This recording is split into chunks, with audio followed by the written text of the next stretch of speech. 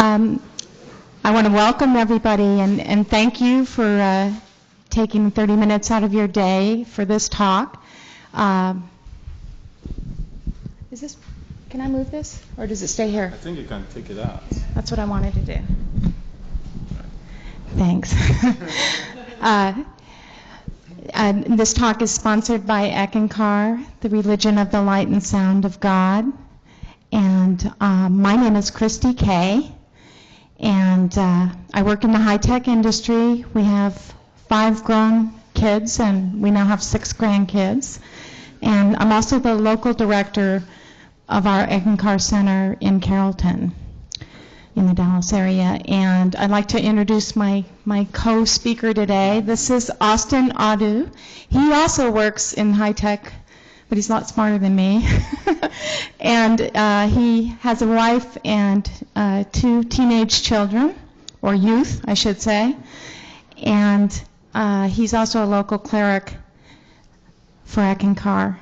And our topic today is past lives, dreams, and soul travel. And we're going to be actually referencing this book. We have a lot of some free books and materials at our booth, and we also have some books for sale. This is one of them, Past Lives, Dreams, and Soul Travel. It's written by our spiritual leader, Harold Klemp, and his full title is Sri Harold Klemp, the Mahanta, the Living Neck Master. We respect him. He is our spiritual leader. We don't worship him. And his responsibility is really the continued evolution of the Eckankar teachings, and really to help people find their way back to God in this life. And so he has many books and recordings which are available if you're interested. For me personally, the teachings of Eckankar have helped me in a lot of ways. One of them is being closer to God and finding more love in my life in a very personal way. Just a little bit about the teachings, or it's very basic, is that we are soul, and soul is eternal, and we're here because God loves us. And this was, for me, I came up in the Christian teachings, it was kind of a experience that instead of I have a soul, it's I am soul and I have a body. So that's a little bit of a difference. And so I'm just wondering, is anybody, did anybody come to this event because they were interested in dreams? Anybody? At least one. Anybody have any interest in finding out about what is a deja vu experience means, or what is this about past lives? Any interest there? And how about the topic of soul travel? Oh, great. Okay, well, I'm going to go ahead and transition on the theme of if you ever have had an I've been here before or deja vu type of experience, maybe on meeting a new person. I'm going to turn it over to Austin now. Thanks. Well, thank you. We've all lived before. This is not our first time here. In fact, we go through recycle so many times that it's not funny, you know. And that's in different places, different planets, different worlds, you know, galaxies, as we gain experience. The point is, why all this? Why all this? It is for the polishing of soul. Soul is a spark of God, a divine spark. Shares all the attributes of God, but very little experience. So it needs experience. This experience is why God puts it here in a form, very limited, with a baggage to deal with. It's just like playing a game of chess. You start out, and then you make some mistakes. As you keep playing, you get better and better and better and better, and you move to different levels. It's the same thing, you know. But as you get polished, you become a more loving soul that can walk directly with God itself. And that is what the path of Eckankar is teaching. There is a story in this book about a little kid. He was flying in an airplane with his mom, and they were going to Louisiana. And everybody that had the Katrina, episode knows that's a very wet place. And then during the flight, as they were approaching, the child can see, the waters, the canals, and everything. And he spoke up to his mom. Mom, this is just like Ethiopia. And then his mom is wondering, Ethiopia? It hadn't rained in that place for years, and it's a dry land. A gentleman across, he was reading his papers, and he just pulled it down and looked up. Ethiopia? And he laughed. And the boy said it again. This is just like Ethiopia. And then he re-echoed what the boy said in case somebody else didn't hear it, and they all laughed at the child. And now the mom was embarrassed that his child doesn't know the difference. And the man asked, have you ever been to Ethiopia? Because it's a dry place. And, after that, experience, the boy was now kind of, shy, afraid to speak up. But as the plane was touching down, he wanted to talk again. He said, we are almost there, Mom. And then the mom said, where? And he looked around again and he said, there. He wouldn't speak again. Now, when children are around the age of 5, 6, they still have clear recall of their past life experience. There was a time in history when Ethiopia was just as wet as Louisiana, but things change. Many people have read about the deluge, the upheavals that sank Atlantis and things like that. We were all actors in this period at one time or the other. And this boy had a clear recall during that flight. Now, why do I bring this up? Because as you move around, travel, go to places, these recalls will wake up. And there'll be gentle nudges behind, your mind that tells you, hey, something is here, but you don't know why. You meet someone, you like them immediately. You meet somebody, you dislike them strongly. You wonder why. We've met before. And the things we've done to each other is what has brought us back here to polish, to know that this is God's universe and the rule is love. You learn to act with love and to give love and accept love. But it's not that simple, right? It takes a lot of working. There are different heavens. Many who grew up in the Christian religion were taught about the concept that there's an angel that is writing everything you do, down. There's some truth behind that. There is a world beyond this physical universe. And when I say physical universe, I'm talking about all the planets and galaxies. It's called the time track, sometimes called the causal world. It's a region where there is memory of everything that's happened and ideas of what may happen. If you ever move into this level of consciousness, you have ideas of your future and you will see clearly what has happened in your past life. And I'll share a technique of doing this with you. You sing a word. Mana is M-A. Let me just spell it right. It's M-A-H-N-A is its pronunciation. Mana, the spelling is M-A-N-A. It is a word like the word Om, but it tunes you to the vibration of the time track or the world of memories. And you can visit this world and have clear recall. Sometimes it could happen while you are just walking down the street, or you meet someone and something just strikes you deeply. Now there are other ways to start bringing these memories back, and some of this you will find in this book. As you know, we have very limited time and we have 3 major topics to tell you about. You will find some of this dream recall or past life recall through your dreams. So I'll call on Christy now to talk about dreams.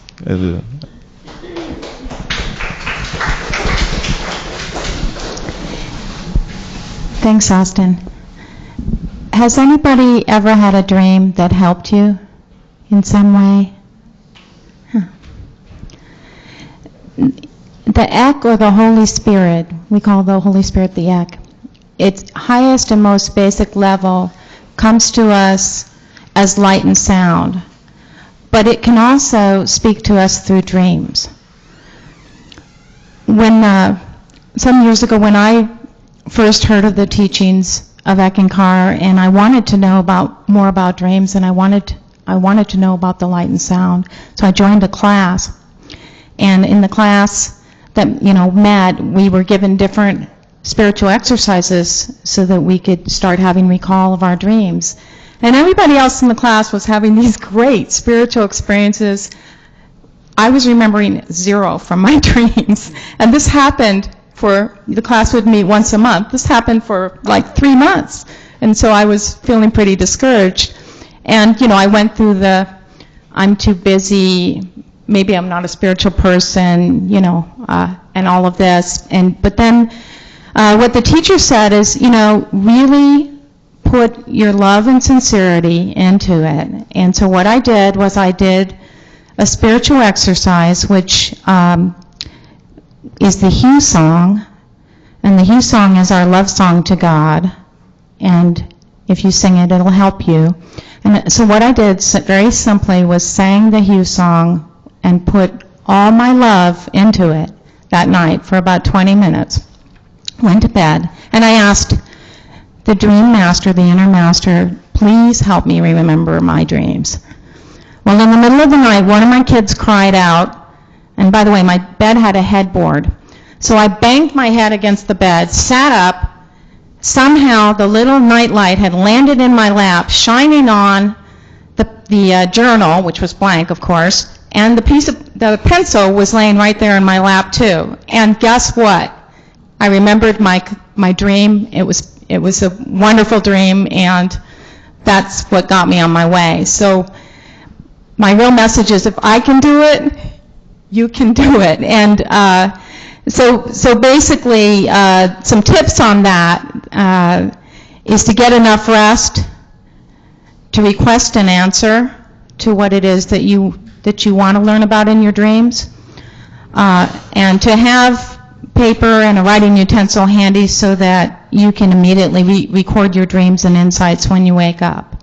And there's a whole lot more. There's let me touch on another aspect of dreams called waking dreams. And waking dreams is simply when something happens in your daily life, right, that's a demonstration of a spiritual principle you need to learn. A simple example, there's a man that got offered a new job, and the job involved a move. It was a big decision for him. He was driving down the road, and he said, I don't know whether to do this or not. I need a sign. And he went around a curve, and there was a huge billboard that said, if you're looking for a sign from God, this is it. That's an example of a waking dream. And these little miracles, these little waking dreams are around us every day. And they're here for all of us. And, we just really need to be aware and pay attention to them. So really the waking dream, or learning to be conscious of the conscious dreamer, or learning to be conscious of your dreams as you sleep, they're all divine help, and they are available to us when they're both asleep and awake. So just another note on dreams. We really believe that you are your best interpreter of your dreams. Sometimes it's helpful to talk about it with someone else. Sometimes it's not. It's better to write it down. And you'll go through times where your dreams seem kind of jumbled, but then if you're keeping a dream journal and you read back over a couple weeks, you will get the inner message to them. And a lot of times also a dream that may seem to be not very spiritual at all, again, if you're recording them, you'll start seeing that indeed they actually they are there, and they're teaching you.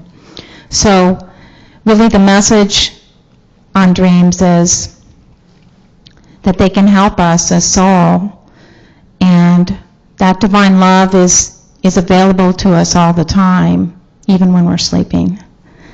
So soul travel is another way for us to be able to learn to give and receive more divine love. So I'm going to turn it back to Austin. Thank you. Thanks. All right. Lately, there's been a new series on Discovery Health, and it's they called it Dying to Live. Did anybody see that program? Dying to Live? And I think they will keep showing it now.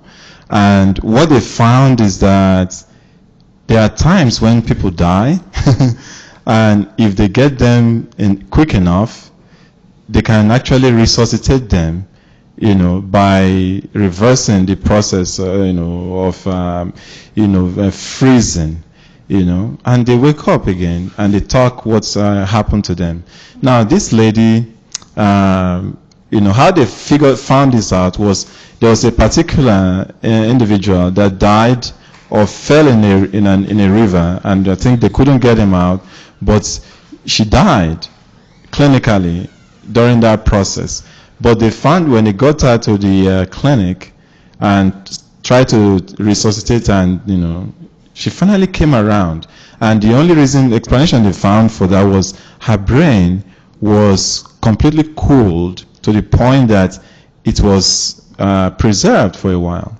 Anyway, the deal is they now use this technique in medicine to operate on people. They will push them to the edge of death. They will be clinically dead, and if they can bring them back, finish the operation in like 30 minutes, then things are good again. A lady was put through this process, and what she found during this death phase was she suddenly became aware of herself in her body.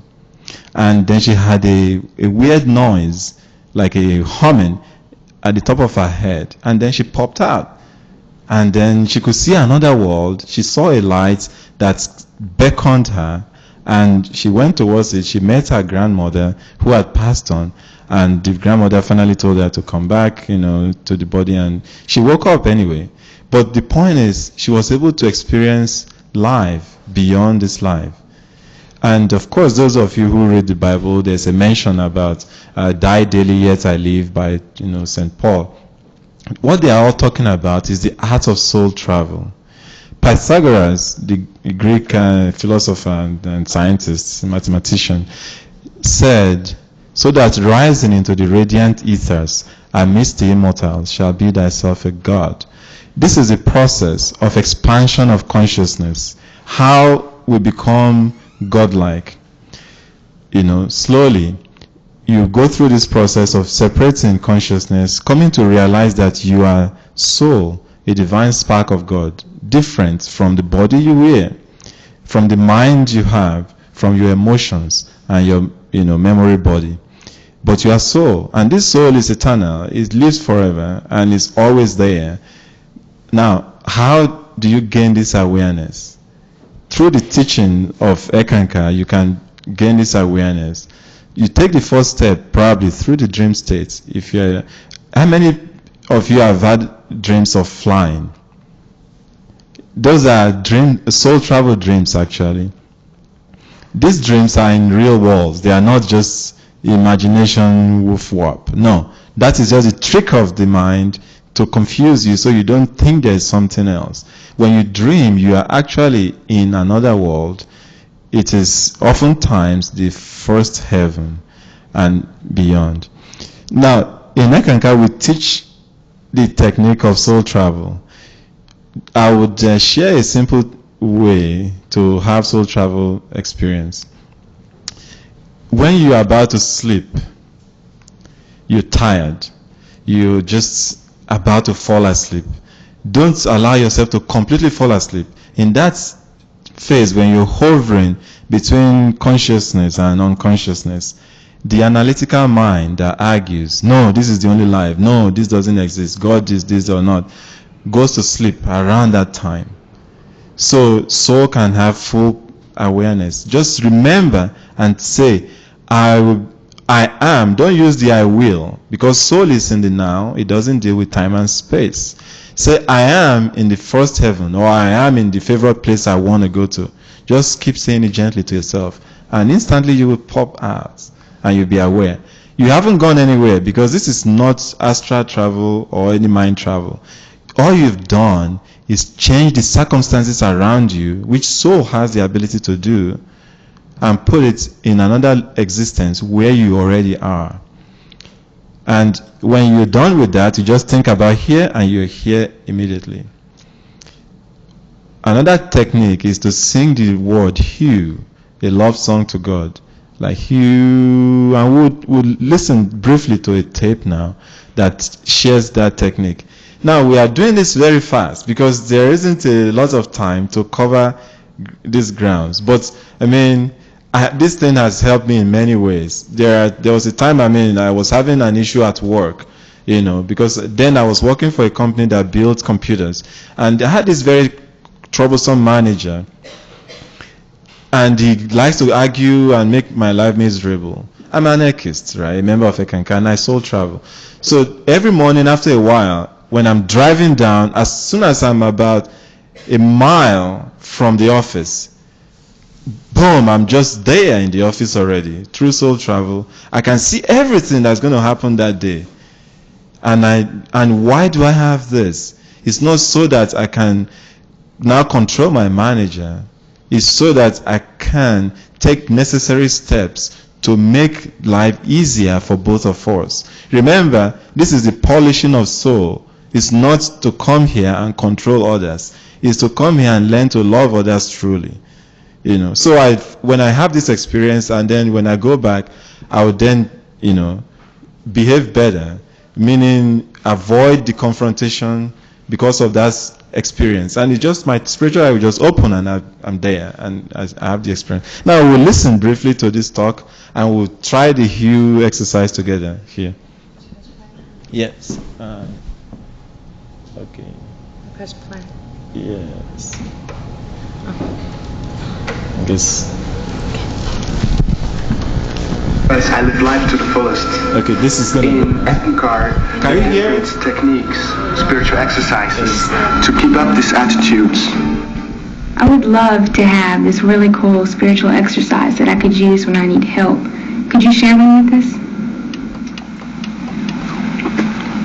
I would say a spiritual exercise should be geared directly to the highest spiritual principle that we know of. I would say the word Hugh, which is another name for God. To keep it simple, when you're out working or driving or at work, when some problem comes up, you don't need a spiritual exercise just when you go to sleep. Before you go to sleep, you do a spiritual exercise. But you can use the same spiritual exercise when you're at work, or if you're in the classroom, or if you're with friends, or if danger or trouble comes up, and you know the kinds that can come up in your life. Just sing the word Hugh softly to yourself, like Hugh, but you do it quietly inside, or you just repeat the name Hugh within yourself. And this is a simple spiritual exercise. And while you are saying this word over and over, this name of God, to yourself, don't try to control what's happening out here or change it, but recognize that as you say it, you are opening yourself to the protection of God, or the protection, as we say in Ek of the Mahanta, which is a spiritual consciousness whose only job is to give protection and spiritual enlightenment. You might try this. All right. Now we will try. Did you all hear that? At least I know some of you probably didn't say it. The word Hugh spiritualizes your consciousness, and it is a name for God that you can use anytime. We'll sing it briefly together, then maybe entertain one question, and you can meet us at our booth for in-depth discussion. So you close your eyes and put your attention between the two eyes, the spiritual eye. You could see a light appear to you, you can hear a different sound, like the sound of the violins or flutes or running water as we sing the hymn. So, just do it now.